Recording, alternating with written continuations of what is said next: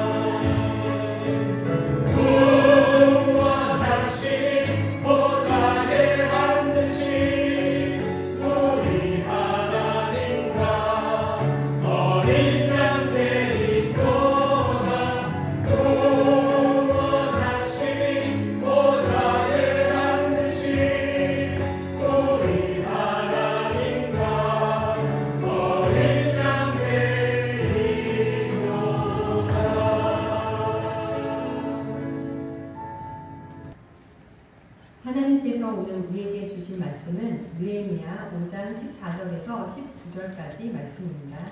느헤미야 5장 14절에서 19절까지 말씀 제가 봉독하겠습니다. 또한 유다 땅 총독으로 세움을 받을 때 곧 아닥사스다 왕 제20년부터 제32년까지 12년 동안은 나와 내 형제들이 총독의 녹을 먹지 아니하였느니라. 나보다 먼저 있었던 총독들은 백성에게서 양식과 포도주와 또 은 40세계를 그들에게서 빼앗았고 또한 그들의 종자들도 백성을 압제하였으나 나는 하나님을 경외함으로 이같이 행하지 아니하고 도리어 이 성벽 공사에 힘을 다하며 땅을 사지 아니하였고 내 모든 종자들도 모여서 일을 하였으며 또 내 상에는 유다 사람들과 민장들 150명이 있고 그 외에도 우리 주위에 있는 이방 족속들 중에서 우리에게 나온 자들이 있었는데 매일 나를 위하여 소 1마리와 살찐 양 6마리를 준비하며 밥도 많이 준비하고 열흘에 한 번씩은 각종 포도주를 갖추었나니 비록 이같이 하였을지라도 내가 총독의 녹을 요구하지 아니하였음은 이 백성의 부역이 중함이었더라. 내 하나님이여 내가 이 백성을 위하여 행한 모든 일을 기억하사 내게 은혜를 베푸시옵소서. 아멘.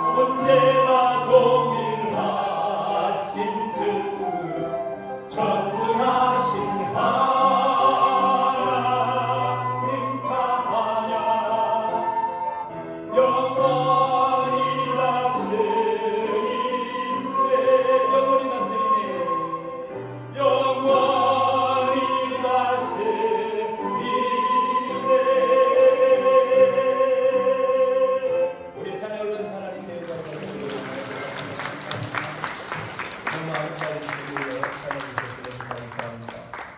자, 오늘 본문 배경을 여러분 잘 아실 것입니다. 여러분 BC 722년 하면 떠오르는 게 있죠. 북쪽 이스라엘이 아수르에서 망한 그 해입니다. 그럼 BC 586년 하면 그렇죠. 눈치로도 할 수 있어요. 바벨론이 세계 정복을 꿈꾸면서 달려가는데 그때 이제 남쪽 유다도 같이 망하게 되는 거죠. 이것은 선지서를 통해서 이미 예언된 바입니다. 이렇게 살면 안 돼. 경고가 있습니다. 경고가 있으면 그 다음에는 뭐예요? 복음이 따라옵니다. 회개하면 살아. 돌아오라. 선지자를 통해서 계속 얘기합니다. 머리끝부터 발끝까지 선한 것이 없이 맞고 터진 흔적뿐이라 할지라도 와서 변론하면 어떻게 한다? 너희가 내게 와서 변론하라. 오라 우리가 서로 변론하자. 변론하면 너희 죄가 주홍 같을지라도 진홍 같을지라도 양털같이 물과 같이 휘어지리라. 경고 다음에 반드시 살 길이 열립니다. 그러니까 여러분들 경고를 들을 때는 그 다음에 들려오는 구원의 메시지를 듣는 것이 중요합니다. 그런데 그런데도 불구하고 그들이 듣지 아니하고 결국은 다 북쪽 이스라엘이나 남쪽 유다나 다 멸망하게 되지요. 그래서 바벨론으로 다 포로 잡혀가게 됩니다.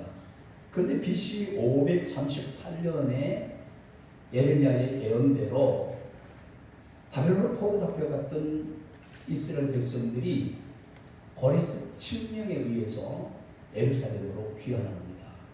1차 귀환한 사람이 바로 스룹바벨과 여호수아예요. 여호수아는 제사장으로서 예루살렘에 귀환하면 가장 먼저 회복되어야 될 것이 예배거든요. 제사장이 와야 돼요. 예배가 회복돼서 안전하게 예배할 수 있는 예루살렘이 되기 위해서는 정치적으로 안정이 돼야 돼요. 그래서 스룹바벨을 총독으로, 유대 출신 스룹바벨을 총독으로 이렇게 같이 예루살렘에 귀환하게 만듭니다. 그게 이제 1차 귀환이에요. 그러니까 1차 귀환의 목적은 뭐냐면 성전 건축이에요. 성전 재건이에요. 무너져버린 솔로몬 성전을 재건하는 게 1차 포로 귀환의 목적이에요. 왜? 예루살렘 회복되면 맨 먼저 회복되어야 될 것이 뭐다? 예배 회복. 예배 회복하시고 주여 축복합니다. 예배자를 하나님은 찾으십니다. 이제 예배하는 자들이 영과 진리로 예배할 때가 오나니 곧 이때라. 하나님께서는 이와 같이 자기에게 영과 진리로 예배하는 자를 찾으시느니라. 왜 찾으실까요? 함께 하시기 위해서. 왜 찾으실까요? 거룩하게 만드시기 위해서. 왜 찾으실까요? 영광스럽게 세계 앞에 세우기 위해서. 그래서 1차 포로기간 예루살렘이 회복되면 가장 먼저 회복돼야 될 것이 예배 회복이에요. 그래서 성전이 필요한 거예요. 여호와는 성전에 계시니 온 천하는 그 앞에 잠잠할지어다. 예배라고 하는 것은 지존자에게 최고의 가치를 올려드리는 거예요. 인간 창조의 목적이, 인간의 살아가는 목적이 예배하기 위해서 존재합니다.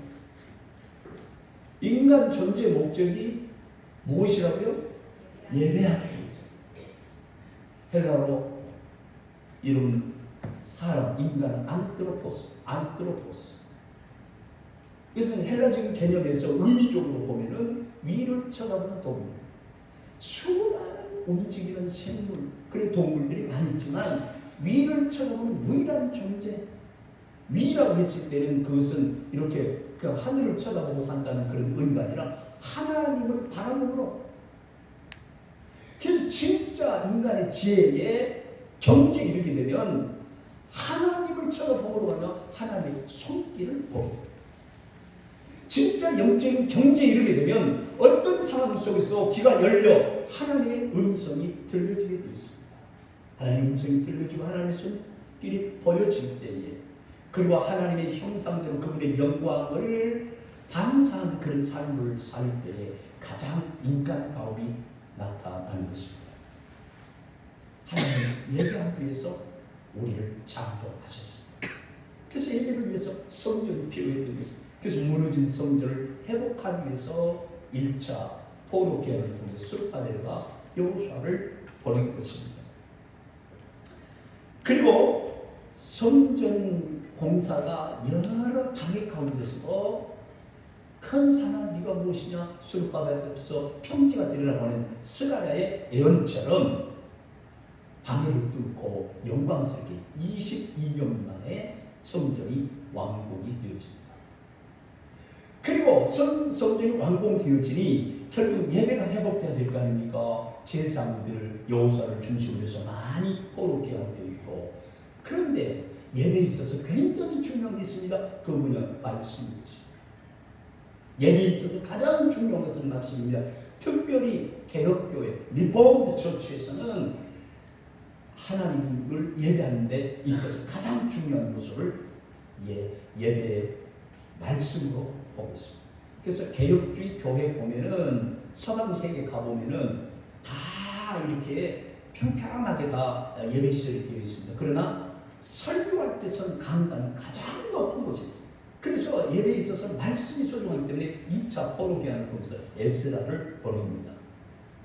에스라가 예루살렘에 도착하자마자 건축되어진 성전을 중심으로 해서 성경을 그들에게 가르칩니다. 모세 오경을 가르치고 이스라엘 역사를 가르치면서 정체성을 회복하고 하나님에 대해서 말씀을 통해서 믿음을 견고히 하도록 합니다.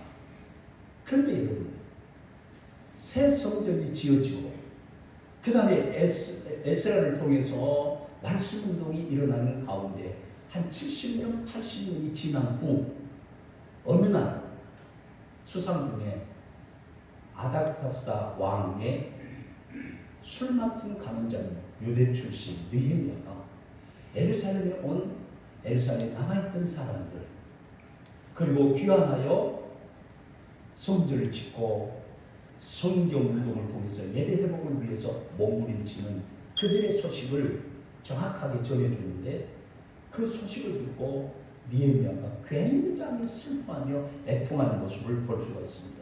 그게 느헤미야서 1장 1절에서 5절에 나와 있는데 제가 한번 읽어드릴게요. 화면에 나오면 같이 읽어도 좋겠습니다. 네, 한번 같이 읽어요. 시작. 하가랴 아들 느헤미야의 말이 아닥사스다 왕 제20년 기슬월에 내가 수상궁에 있는데 내 형제들 가운데 하나님과 두 사람과 함께 유다에서 내게 이르기로 내가 그 사로잡힘을 면하고 남아있는 유다와 예루살렘 사람들의 형편을 물은즉 그들이 내게 이르되 사로잡힘을 면하고 남아있는 자들이 그 지방 거기에서 큰 환난을 당하고 능욕을 받으며 예루살렘 성은 허물어지고 성문들이 불탔다 하는지라 내가 이 말을 듣고 앉아서 울고 수일 동안 슬퍼하며 하늘의 하나님 앞에 금식하며 기도하며 이르되 하늘의 하나님 여호와 크고 두려우신 하나님이여 주를 사랑하고 주의 계명을 지키는 자에게 언약을 지키시며 긍휼을 베푸시는 주여 간구하나이다. 성전이 재건되고 에스라가 성경을 가르치면서 예배 회복을 위해서 그리스도의 삶, 하나님의 사람의 삶을 회복하기 위해서 몸부림치는 가운데 벌어지는 그 상황들이 느헤미야의 마음을 아프게 했습니다. 성전이 건축되고 에스라의 성전 공부 운동이 일어남에도 불구하고 여전히 예루살렘은 불안한 가운데 성전이 무너지고 성문은 불타고 나중에 느헤미야가 예루살렘 가서 시찰하면서 예루살렘 곳곳을 돌아봅니다마는 길이 다 막혀서 통행하는 사람이 없습니다. 저녁에 시찰을 하는데 짐승 한 마리도 길거리에서 활보하지 않습니다. 이 처참한 광경을 보고 무너져서 성벽이 무너져서 성전이 지어지고 말씀 운동이 일어나고 예배가 진정으로 회복되지 못하고 삶이 회복되지 못한 이 비극적인 상황에서 하나님 나를 이곳에 버렸구나 하면서 바로 성전 됨을 위해서 성경 공부 대리하기 위해서 성벽을 든든히 세워서 외부의 침입을 막기 위한 엄청난 공사를 바로 시작하게 됩니다. 저는 이 시간 말씀드리고 싶은 것이 왜 성벽을 재건해야 되는가에 대한 말씀을 하고 싶은데, 오늘은 성품 여행에서 설성주범이라고 하는 부분을 다뤄야 되기 때문에 이 부분을 잠깐 짚고 그냥 넘어가고 과제로 넘겨서 한 2, 3주에 거쳐서 이 말씀을 드리려고 합니다. 여러분, 성벽은 예루살렘을 보호해주는 굉장히 중요한 국가적인 보호 속에서 예배가 드려야 되는 굉장히 중요한 요소 중 하나가 성벽입니다. 교회도 성벽이 있어야 합니다. 여러분, 우리가 이 생명체 최소 단위 셀, 이 세포를 얘기할 때에 세포는 최소 단위의 생명체이지만 그런데 그 세포 하나에도 굉장히 중요한 요소들이 있습니다. 그 세포의 중요한 게 뭡니까? 그 세포의 DNA, 유전인자가 중요해요. 그 유전인자를 통해서 다른 세포와 서로 연결되어지도록 세포막이 있어요. 그리고 그 세포 하나 속에 유전인자가 보존되어지도록 서로 관계를 맺어주는 RNA가 있어요. 세포 하나로 볼 때는 세포막이 곧 성벽과 같습니다. 세포막은 두 가지 역할을 합니다. 그 세포막은 세포 안에 이물질이 침투하지 못하도록 보호해주는 기능이 있습니다. 또 다른 하나는 다른 세포와 연결시켜주는 연결고리로서의 기능이 있습니다. 그러니까 교회는 그 교회의 고유한 것을 지켜야 될 그 세포막, 이것이 성벽입니다. 이것이 무너지면 그 세포는 죽은 세포가 되는 거죠. 세포 핵이 있죠. 세포 핵이 굉장히 중요합니다. 핵이 번식해야 세포가 번식하는 거예요. 핵이 분열해야 세포가 번식하는 거예요. 생명체가 원리예요. 기억하십시오. 교회는 인간 조직체가 아닙니다. 국가도 하나의 조직이라고 볼 수 있습니다. 무슨 연합기구도 다 조직이라고 볼 수 있습니다. 그러니까 교회는 조직이 아닙니다. 유기체입니다. 생육입니다. 그래서 교회를 그리스도의 몸 그렇게 말합니다. 조직이 아닙니다. 살아있는 생명체입니다. 죽어있는 신체도 아닙니다. 살아있습니다. 생물입니다. 끊임없이 움직입니다.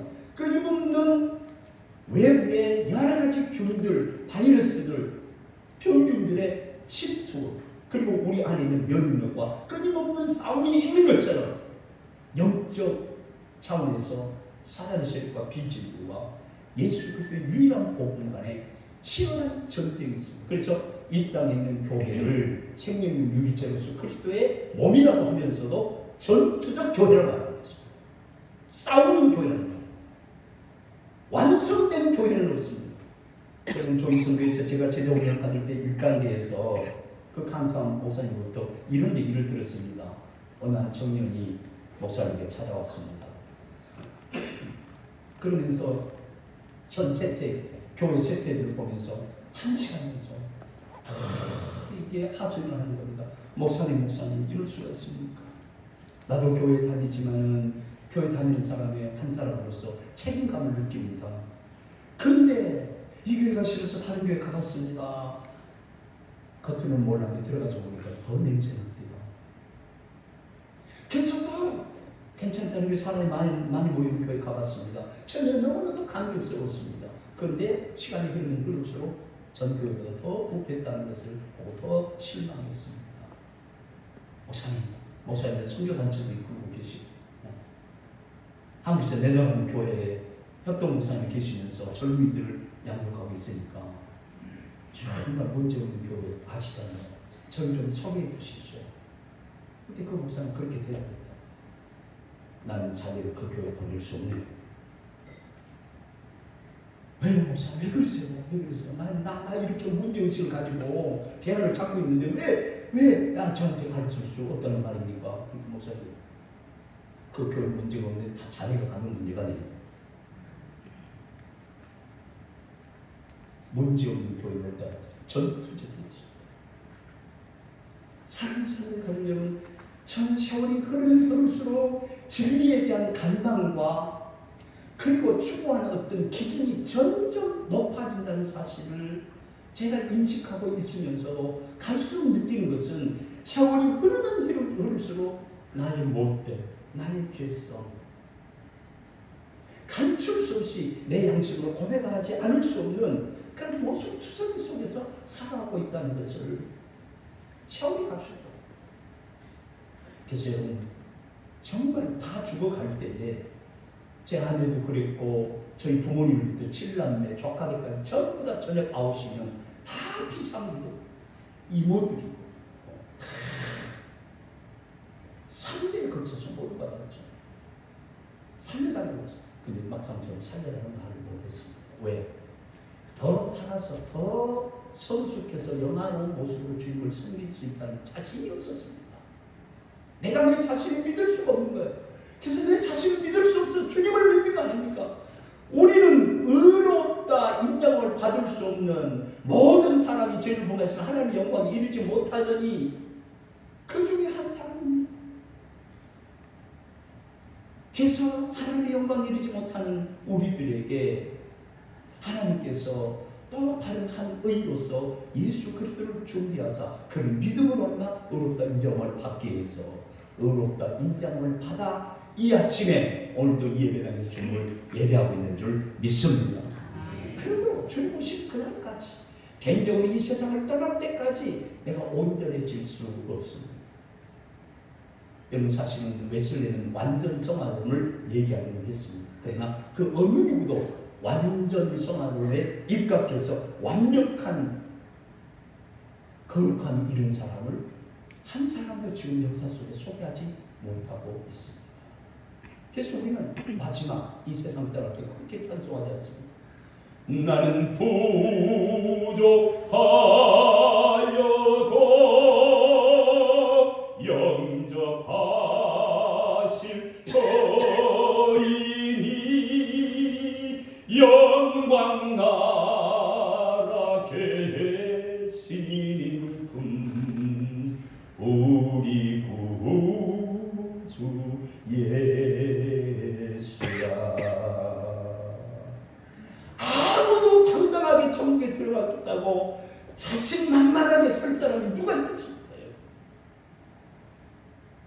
나는 부족하지만 예수 공로 의지하여. 왜? 예수님이 오신 목적이 그러니까. 수고하고 무거운 다 내게로라 내가 너희를 쉬게 하리라. 우리는 다 양 같아서 그릇대가 갔디 제 길로 갔거늘 여호와께서 우리 무리의 죄악을 그에게 감당을 시키셨다. 이 복음을 받아들인 사람은 어떤 상황 속에서도 교회를 비판할 수 없습니다. 어떤 상황 속에서 어떤 사람을 정죄하거나 비판할 수 없습니다. 안타까워서 분별하여 나는 들키지 않았을 뿐이지 누가 저 사람 향해서 돌을 던지랴. 나는 시행하지 않았을 뿐이지 누가 저 사람을 향해서 정죄하랴. 자기 옷깃을 여기는 것이 진정한 그리스도인의 모습입니다. 방면 교사란 말은 바로 그거 아닙니까? 다른 사람의 잘못된 모습을 보고 내 자신이 교훈을 받는 것, 그것이 그리스도인의. 그럼에도 불구하고 하나님은 나를 목사의 자리에, 장로의 자리에, 집사의 자리에, 권사의 자리에 거룩한 일을 위해서 쓰임받는 기회를 주실 뿐만 아니라 내가 너를 사랑하는데 얼만큼 사랑한다. 스가랴 3장 17절에서 스가랴가 고백하잖아요.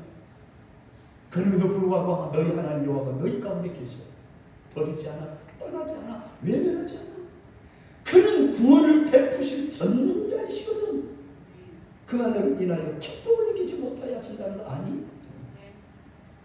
잠잠히 너를 사랑하는 건 아니? 즐거이 부르며 콧노래를 부르신다는 사실을 아니? 도탈에 빠진 이스라엘 백성을 소망이 없는 그들에게 너희들이 눈을 떠서 하나님을 보면 언제 어떤 상황 속에서도 맞이해 주시고 외면하지 않으시는 그 하나님. 교회는 바로 그런 곳이 되어야 할 줄 믿습니다. 그래서 얼마나 성벽을 튼튼히 하기 위해서 안타까운 마음으로 시찰하면서 그 황량한 사람이 통행할 수 없는 길들은 다 막혀있고 성벽은 무너졌고 성문은 불타 없어지고 통행하는 사람도 짐승도 끈적도 없는 그런 상황 속에서 바로 성벽 건설을 영했는데 예루살렘에 남아있던 분들이나 포로 귀환해 온 분들이 다 거기에 대한 필요성을 알고 성벽을 건축하기 시작하는데 얼마나 조직적으로 건축하는지 모릅니다. 성벽, 외부에서 침투할 수 없는 성벽, 그것은 교회의 기준점을 세운 거죠. 남공불락, 요시아와 같은 그 성벽, 이것은 신앙 고백이고 교회의 질서이고 뛰어넘을 수 없는, 허물 수 없는 기본적으로 지켜야 될 그러한 약속들이라는 사실입니다. 그게 성벽 건설입니다. 그게 완성이 돼야 정치적인 보호 속에서 예배가 되어지고 말씀 운동을 통해 삶의 질이 바뀌고, 그래서 그리스도인의 삶은 공동체적으로 이렇게 모여서 예배하는 이것만 예배가 아니라 삶 자체가 예배라고 말하는 것입니다. 사랑하는 선교가족 여러분, 그래서 성품 여행을 선포했을 때 수많은 사람들이 오해를 하는 것을 제가 직감적으로 느꼈습니다. 성품 훈련을 통해서 좋은 성품을 가지고 관계를 풍성하게 해서 안정되게 하려고 하는 것이구나. 그 차원을 훨씬 뛰어넘는 것이 성품입니다. 그 사람의 이 품격과 그 다음에 성격. 하나님은 그의 신비한 능력으로 예수 그리스도 안에서 우리를 구원하심으로 인한 신 성품에 참여하였다. 이것은 하나님 형상을 회복하게 하셨다는 말과 같습니다. 왜 하나님 형상을 회복해야 되는가? 왜 성품으로 그렇게 장성한 불난 목표로 자라나야 되는가? 예수의 성품이 우리의 인격이 되어 예수님의 인격에 이르기를 원하는가? 그것은 하나님 나라를 위해서입니다. 무엇을 위해서요? 하나님 나라를 위해서. 기억하십시오. 이기적인 사람은 성품 훈련이 될 수가 없습니다. 하나님 나라는 공동체적이기 때문에 그렇습니다. 인간은 원래 공동체적으로 창조됐어요. 그래서 사회적 존재라고 말하지 않습니까? 관계 속에서 살아갈 수 있는 존재가 인간인 것이에요. 구속받은 하나님 백성으로서 그 인간이 모인 그 공동체가 하나님 나라이기 때문에 당연히 공동체. 그래서 여러분, 하나님께서 우리에게 주신 굉장히 중요한 말씀 가운데 산상수훈의 마지막 결론이 뭡니까? 너희는 먼저 그의 나라와 그의 의를 구하라. 그냥 이 모든 것을 너희에게 더하여 주시리라 했습니다. 성품은 바로 이것입니다. 하나님의 명령에 의해서 하나님 나라를 이루기 위하여 하나님께 영광이 되고 다른 사람과 관계 속에서 내 존재가 그 사람에게 복이 되어지고 내 자신은 그 사람과 관계를 맺음으로 서로 영향을 받아 점점 거룩해져가는 이 세 가지, 이것이 하나님 나라를 세워가는 것입니다. 그러므로 여러분, 설선에 대한 첫 번째 하나님의 명령은 뭔지 아십니까? 설선은 결국 뭡니까? 어차피 반드시 해야만 되는 그 일을 다른 사람이 손대기 전에 내가 먼저 해야 되는 것을 말합니다. 그것이 설선인 것이에요. 그걸 하지 않으면 안 되는 거예요. 반드시 해야 되는 게 누가 하든지 해야 되는 것이에요. 그런데 설선이라는 성품은 뭔가? 다른 사람이 하기 전에 내가 먼저 한다는 것이에요. 나 오늘쯤에 말씀을 준비하고 오늘은 교차에 문제가 없나 장로님한테 들어갔어요. 첫 번째 메시지가 여러분 오늘 차가 정시에 출발했습니다. 메시지였어요. 여러분 이게 설선입니다. 누가 묻기 전에 어차피 차는 돌아야 되는 겁니다. 정서 교회 어차피 해야 되는 것입니다. 누군가 와서 정도를 해야 되는 것입니다. 반드시 해야 되는 것입니다. 다른 사람이 요구하거나 지정하거나 그래서가 아니라 알아서 그냥 하는 거, 그게 속성. 여러분, 예수님이 그렇게 말씀하지 않습니까? 너희가 나를 택한 것이 아니오 내가 너희를 택하여 세웠나니. 아멘. 오늘 여기 앉아 계신 여러분, 주님이 여러분 먼저 택하신 줄 믿습니다. 네.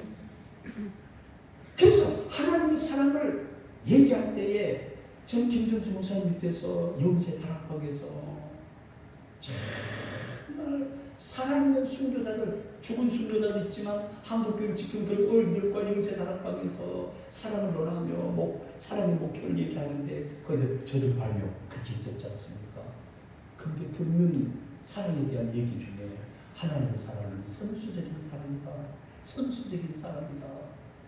우리가 하나님을 택한 게 아니에요. 하나님이 우리를 택했단 말이에요. 여러분, 남편과 아내 여러분 만난 그 시점부터 지금까지 삶을 한번 쭉 생각해 보세요. 아내들이요, 어떤 아내들이 행복해합니까? 내가 남자가 좋아서 쫄쫄 따는 것보다가 일방적으로 남자가 오더니 나 첫눈에 반했어, 넌 내 거야 하면서 난 사랑을 하는데, 저 무슨 남자 뭐 이런 게 있어. 그게 하는 거가 점점 정이 들어가지고 아 진짜 사랑하네. 그래서 평생 남자는 저 남자 한 사람뿐인 줄 알고 그렇게 달려온 아내들이 굉장히 행복한 줄 믿습니다. 지금 제가 얼굴 표정 다 보고 있습니다. 우리가 하나님을 사랑한 게 아닙니다. 우리가 하나님을 선택한 것이 아닙니다. 사람이 어찌해서 하나님 나라를 들어간다, 구원을 받는다, 전부 다 가짜입니다. 인간은 구원을 위해서 할 수 있는 일이 아무것도 없습니다. 이미 죽어버렸기 때문에 그렇습니다. 모든 사람이 범죄에서 다 죽었기 때문에 하나님 영광이 미치는 거예요. 죄에서 쓴 사람이 죽었는데 어떻게 우리 영적으로 작동하는 하나님 살려주셔야 합니다. 믿으시면 아멘. 여러분, 영적으로 감각 있고 하나님의 아버지로 느껴지고 예수 그리스도의 구속의 피가 나를 대속한 절대적인 구속의 피가 느껴지고 예수님 부활하셔서 나에게 생명이 됐다고 하는 그 분명한 사실이 믿어지면서 내가 크리스찬 무엇으로 부름을 받기에 저롱으로 느끼지 않고 야유로 느끼지 않고 자랑으로 느껴지고 그리스도께 속한 사람, 그리스도의 책임하에 있는 사람, 그리스도 없이는 살 수 없는 사람, 그리스도와 연합된 사람, 내 안에 그리스도를 모신 사람, 심지어 그리스도 안에 쏙 들어간 사람. 할렐루야. 옆에 분에게 그렇게 한번 권면하시고 확인해 보셨으면 좋겠습니다. 집사님은 그리스도 안에 쏙 들어가셨죠? 시작. 그 안에 쏙 들어가시길 주 이름으로 축복합니다. 예수 안에서 놀아야 됩니다. 그 안에 모든 것이 있습니다. 내가 그 길이요 진리요 생명이요, 진리에 가는 것, 생명에 가는 것, 길에 가는 것, 인생이 어떻게 살아야 될 것인가, 자연 법칙과 영적인 법칙과 삼라만상의 모든 구조 속에서 누릴 수 있는 모든 축복을 누릴 수 있는 것이 그리스도 안에 있습니다. 할렐루야. 그래서 그 사람들을 생명체적으로 작동하기 때문에 여러분, 희한하죠? 균이 속으로 들어오면 콧물부터 흘립니다. 눈물부터 흘립니다. 어떤 작용입니까? 설사하는 거예요. 침을 흘리게 해서 눈물을 흘리고 콧물을 흘리게 해서 병들을 다 쏟아내는 거예요.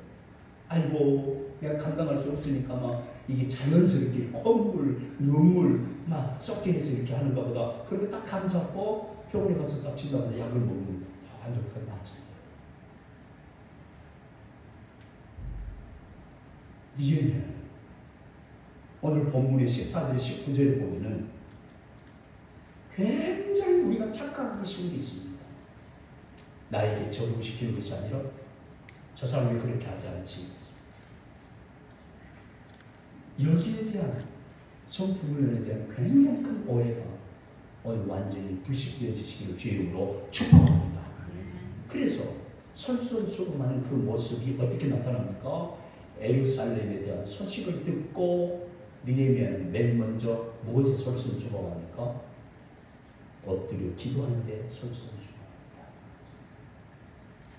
소식을 듣자마자 심히 슬퍼하고 울면서 엎드려 엎드려 기도했다고 이렇게 말합니다. 금식하며 기도했다고 그랬습니다. 하나님의 언약을 붙잡고 기도했다고 그랬습니다. 하나님, 이 나라 하나님이 선택한 나라 아닙니까?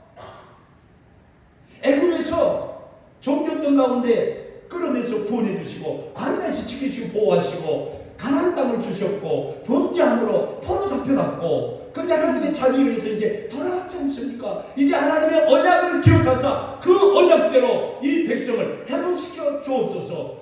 그러고 나니까 체면이 안 서는 거예요. 왜? 우리 조상들이 범죄했던 것처럼 우리가 범죄했습니다. 그래서 우리가 포로 이제 잡혀갔다가 이제 돌아온 상황이 있지 않습니까? 그러면서 하나님께 회개하며 언약을 붙잡고, 그러면서 마지막 끈이 뭔 줄 아십니까? 자기 정체성을 다시 한번 확인시키면서 하나님 듣고 우리는 하나님의 백성입니다. 그리고 하나님이 주신 성품을 따라서 내가 살았던 것을 감동해서 하나님께 여쭙지만 간구하는 겁니다. 하나님, 내가 내 백성들에게 행한 거 아시지요? 그걸 돌아가서 내 기도를 들어주옵소서. 그렇게 기도합니다. 기도한 지 여러분 4개월 후에 하나님이 응답하셔서 아닥사스다 왕을 통해서 자비를 입게 합니다. 슬픈 근심 중에 금식 기도하고 있으니, 회개하고 있으니 얼마나 얼굴이 안 좋겠어요. 안색이 안 좋겠어요. 그 왕이 물어봅니다. 얼마나 신뢰하는 왕이면 느헤미야에게 물어봤겠어요. 전에 너 근심 그 얼굴을 본 적이 없다. 그만큼 현식 만족하며 항상 이거 범사에 감사하며 하나님께 기도하며 살았다는 거죠. 그런데 왜 이렇게 안색이 안 좋은가? 폐하 있는 그대로 말씀드리겠습니다. 예루살렘 소식을 들으니 내 고향 예루살렘이 이렇게 함께했다고 합니다. 폐하께서 자비를 베푸셔서 저에게 은혜를 베푸신다면 돌아가서 성벽을 재건하겠습니다. 왕 옆에 왕비가 좋아야 돼요. 대통령 영부인이 지혜로워야 돼요. 왕이 부인 옆에 있다가 그거 해야 된다고 왕에게. 그 왕이 이거 왕이 말 안 듣겠어요. 그 허락을 합니다. 그게 또 요구합니다. 합법적으로 주변에 있는 다른 나라의 총독들이 이 일을 돕도록 하고 다 통과시켜줄 수 있도록 그렇게 해주십시오. 그랬더니 아닥사스다 왕이 어떻게까지 조치를 취하지 않습니까? 군대 장관을 동행시킵니다. 마족을 동행시킵니다. 아무도 느헤미야의 성벽 건설을 위해서 가는 길을 막지 못하고 완벽하게. 그래서 시작하자마자 바로 성벽을 건축하기 시작했는데 뭐예요? 52일 만에 성벽 완성입니다. 할렐루야. 이거는 하나님 역사시죠. 하나님 강대국 페르시아를 통해서 바벨론을 통해서 기가 막힌 역사를 이루신 하나님. 나는 이걸 보면서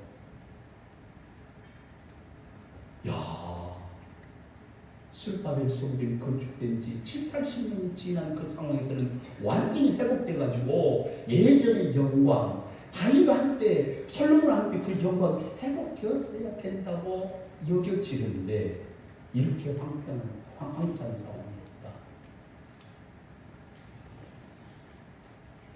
여러분, 우리는 하나님의 어떠한 일이 딱 이루어지면 승승장구할 줄 압니다.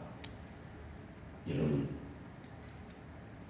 세상을 갈수록 믿는 자를 보겠느냐 하면서 정말 하나님, 정말 말씀, 오직 유일한 복음 예수 그리스도만을 붙잡고 가는 교회가 갈수록 점점 줄어들어 갑니다.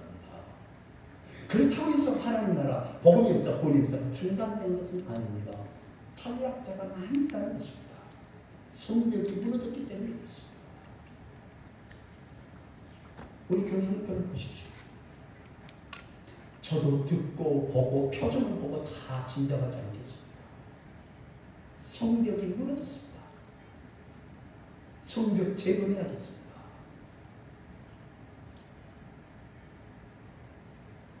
성벽이 무너지면 성전이 세워져도 안 됩니다. 방해하는 사람들은 우리보다 더 지혜롭기 때문에 그렇습니다. 예수님도 경고를 했습니다. 하나님의 아들들보다 세상의 아들들이 더 지혜롭다고 했습니다. 무슨 지혜? 뱀 같은 간교함이 더 수고한 것입니다. 간교함이나 지혜는 힐리어로는 같은 언어입니다. 지혜를 잘못 사용하는 그 간교함입니다. 지혜를 진리를 따라서 순응하는 그것이 지혜입니다.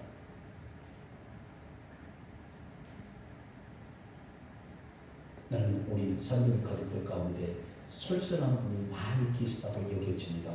근데 그것은 성품적으로 어떤 면에서 내가 본보기가 되기 위해서 기준점이 되기 위해서가 아니라 그런 의식도 전혀 없이 상황이 발생되어지면 아무런 이유 없이 그냥 내가 하게 되는 것, 그것이 신의 성품에 참여하여 자연스럽게 반응하는 그리스도인들의 모습입니다.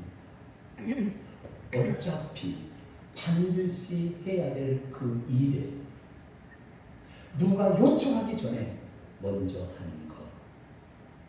저와 여러분이 되어서 연태하는 사회를 쏘고 산동성을 깨워서 주님이 우리에게 명하신 대로 1600마을의 생명의 강물이 흘러가고 산동성이 중국에서 가장 아름다운 성시화 되어지는 살기 좋은 곳, 산동성에서 연탄과 가장 아름다운 축복되는 땅이 되어지는 그 일에 앞장서서 헌신하고 쓰임받는 우리 산동의 가족들 될 수 있기를 주의 이름으로 축복합니다. 하나님 설선의 성품 우리 모두에게 예수 그리스도로 말미암아 풍성하게 허락하셔서 누가 요청해서가 아니라 어차피 해야 될 일이기에 누가 요청하고 누가 하기 전에 내가 먼저 해내므로 말미암아 생명체로서의 교회가 더 활성화되어지는 기적의 현장의 주인공들이 다 되게 하옵소서. 예수 그리스도의 받들을 기도드리옵나이다. 아멘.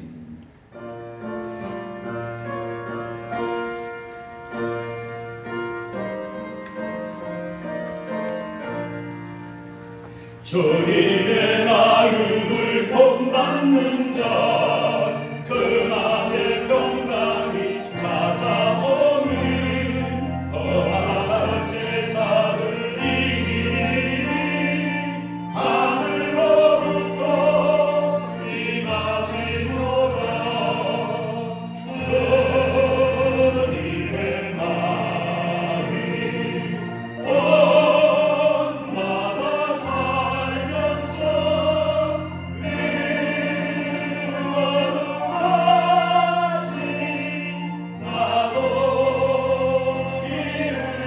마음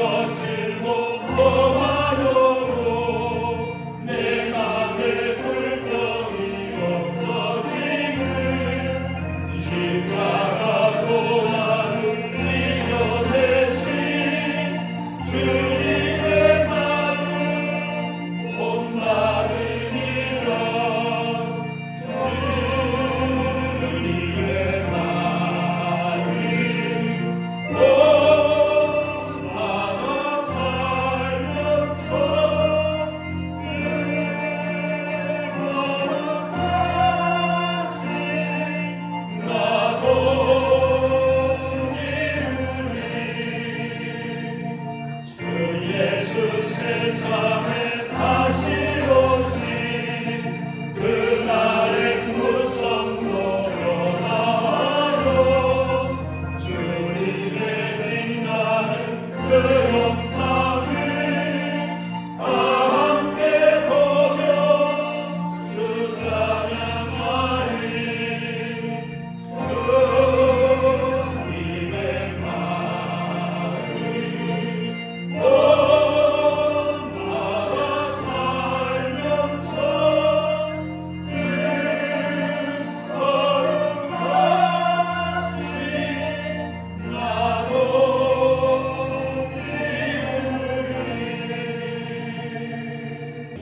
주 예수 그리스도의 은혜와 하나님 아버지의 극진하신 사랑하심과 성령의 교통하심이 오늘 또 예배하고 사역 현장으로 삶의 현장으로 터지는 사랑하는 성도의 가족들 한 사람 한 사람 머리 위에 이제부터 영원토록 함께 있을지어다. 아멘.